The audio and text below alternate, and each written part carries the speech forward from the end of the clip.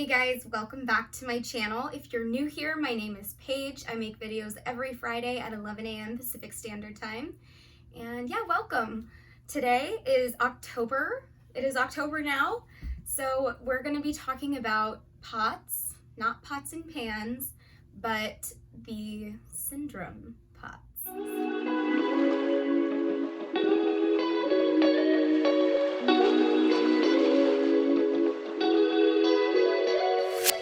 POTS stands for Postural Orthostatic Tachycardia Syndrome. It's a mouthful.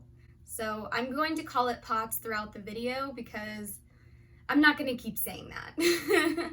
But it's a chronic condition. It's a form of disautonomia, which means that your nervous system is dysfunctional, your autonomic nervous system. It results in a reduced blood volume upon standing. So when I stand up, the blood tends to pull in my legs and does not go to my brain. So this can cause dizziness, fatigue, lightheadedness, exercise intolerance, fainting, fast heart rate, nausea, anxiety, blurred vision. The list just goes on, and it's not fun. POTS is diagnosed through a tilt table test, most commonly. There are a couple other ways to diagnose POTS, I believe, but this is the way I was diagnosed and the one I know most about. So when you do a tilt table test at a doctor's office, they have a bed that can do this. It like goes up and down. So they can tilt you at different angles and whatnot. And they lay you on this bed, they take your heart rate and your blood pressure, and you lay there for about 10 minutes, and then they put you upright. Sometimes they do an angle and then upright. And they monitor your heart rate and blood pressure as they tilt you up and retake it when you're up and leave you there for about 10 minutes, monitor it, and then put you back down. I hated this test, actually. Everyone in the room was super kind, but they really were trying to tell me at the beginning, like, you're probably not going to have a positive result here. We don't see it often. It's not common. And I was like, I know what's gonna happen right now. My heart rate's gonna rocket. I'm gonna feel lightheaded, like I'm gonna faint, and I might faint because this is what happens to me on a daily basis when I stand up. I kind of just knew. And it's connected to Ehlers Danlos Syndrome, which is my main condition. There are comorbidities, so it's very, very likely that I was going to get this diagnosis. And I did. When they put me up on the tilt table test, my heart rate did skyrocket, and they said, yeah, this is an obvious case of POTS. And I wanted to mention that a clinical diagnosis is possible but rare with POTS because doctors just can't take their patients seriously. They just can't take their word for anything. They just don't believe them. So a clinical diagnosis is very hard to come by.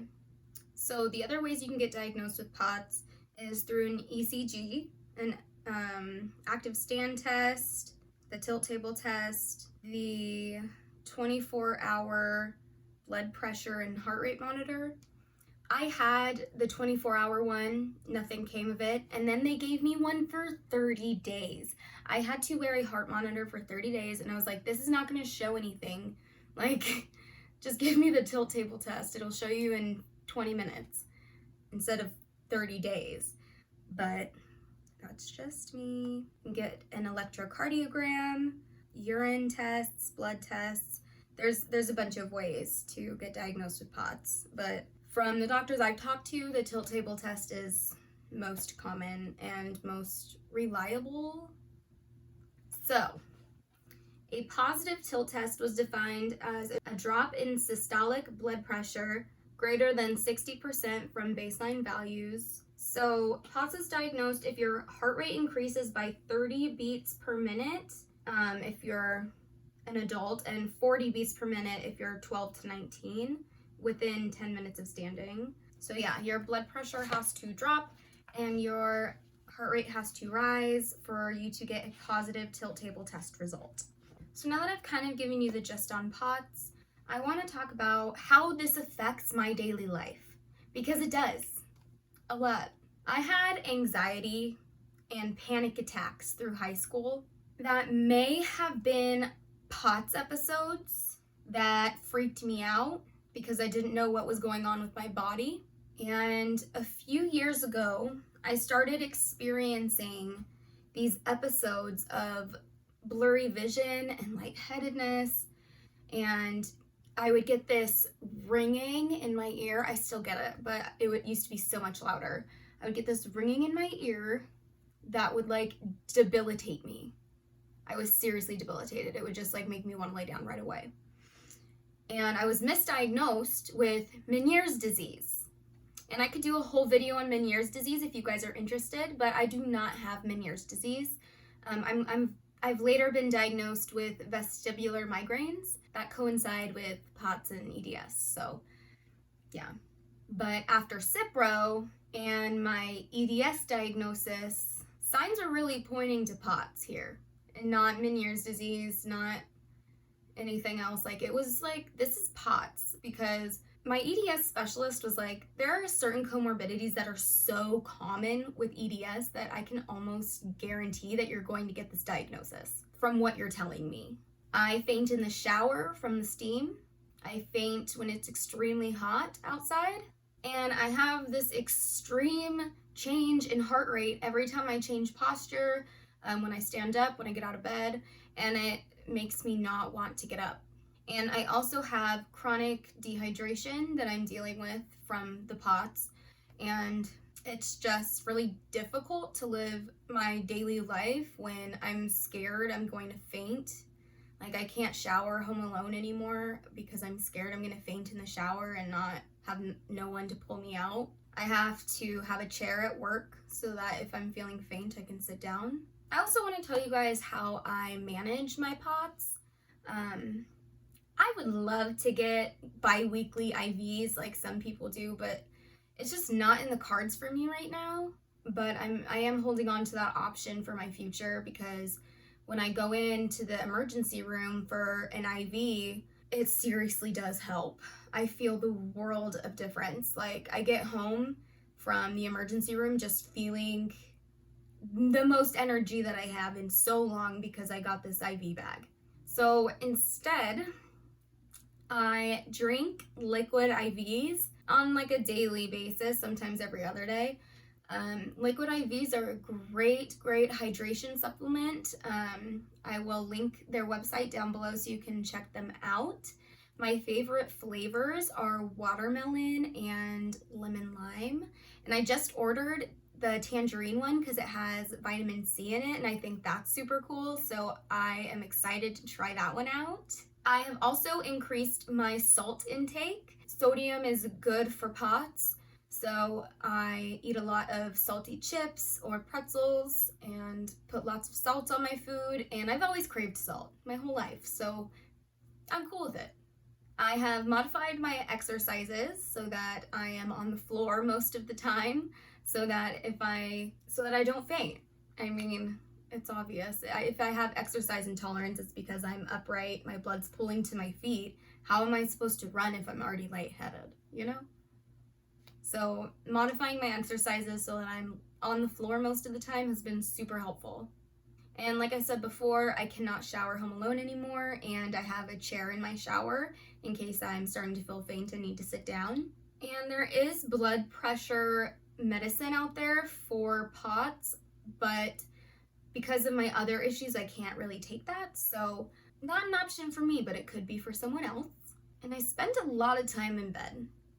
And I try to position myself so that I'm not all the way flat. So I use like a wedge in my bed to prop my head up, but it still makes a big difference when I get up. It still makes me dizzy to be up and about. Before we wrap up this video, I wanted to show you guys how to do an at-home POTS test. Sometimes it's nice to validate what you're feeling before you go into a doctor's office, especially if you are in a place where you don't really trust doctors, which is kind of where I have been in the past. I have real issues with doctors that I am working through in therapy, but yeah, it's hard to trust doctors again once you've been misdiagnosed and called dramatic so many times. So it's just nice to test yourself at home, be like, okay, these results are concerning. Let's go to the doctors and have them look at it. So for this test, I'm going to use my heart rate monitor. It comes in this little case. I'll link her down below. She's from Amazon. And this blood pressure cuff that I also got on Amazon, and I will link below. And I'm just gonna go lay down for 10 minutes, and I'll be back to check my blood pressure and heart rate from bed. And then you'll see what happens when I stand up from that laying down position. So my video of me taking this test deleted, so I'm gonna redo it for you right now. I've been laying here for 10 minutes. I just took my blood pressure and heart rate. It is 116/69, and my heart rate is at 88. So now we're gonna see what happens when I stand up. My heart rate's already in the hundreds. You probably can't see me. My heart rate is already at 120.